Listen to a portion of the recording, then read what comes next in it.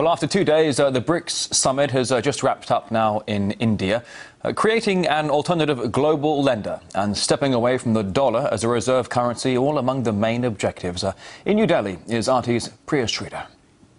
The leaders from the 5 leading emerging economies in the world, Brazil, Russia, India, China, South Africa, are all here in New Delhi for the 4th annual BRICS summit.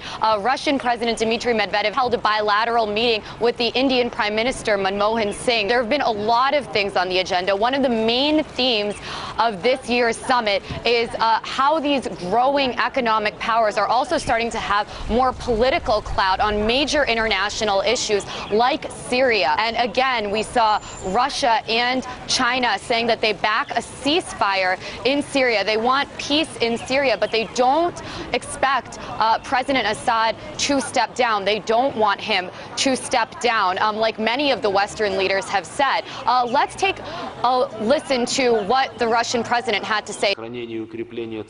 One of the priorities for BRICS for the years to come should be the strengthening and key role of the UN Security Council in maintaining international peace and security, and also ensuring that the UN is not used as a cover for regime change and unilateral actions to resolve conflict situations.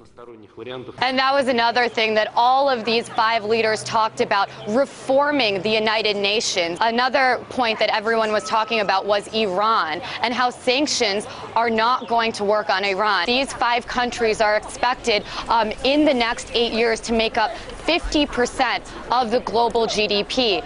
Even earlier this year, all of the BRICS countries were discussing potentially bailing out Europe from its financial crisis. One of the major things on the agenda was talking about a potential BRICS basket currency that could serve as an alternative to the American dollar or the euro. Today, all the 5 leaders signed an agreement to actually give out loans in their local currencies, which is another move that they're thinking about, moving away from the dollar and moving away from the euro. Another huge thing on the agenda here in Delhi was the idea of a joint BRICS bank that could serve as an alternative to the Western-led traditional financial institutions like the International Monetary Fund and the World Bank.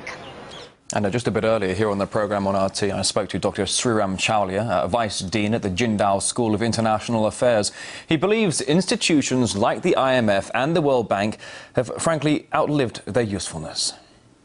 The problem with vying for some kind of crumbs from the high table is that it still depends upon the mercy and the munificence of the former superpowers, who are now just great powers. The point is, in a multipolar world, I think it's better to launch your own initiatives and to show that you have the initiative to build your own institutions rather than to beg for a few more voting shares and a few more places in the managerial or the boards of the Bretton Woods institutions. Because the Bretton Woods institutions, I don't think, can be reformed from within.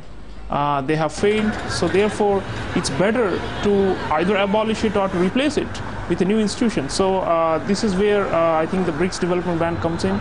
This summit here in Delhi, they have really shown that they have the capability to forge ahead with new plans, new ideas and new institutions in order to govern the planet with a new ideology and a completely new functional basis for organizing economic life on the planet.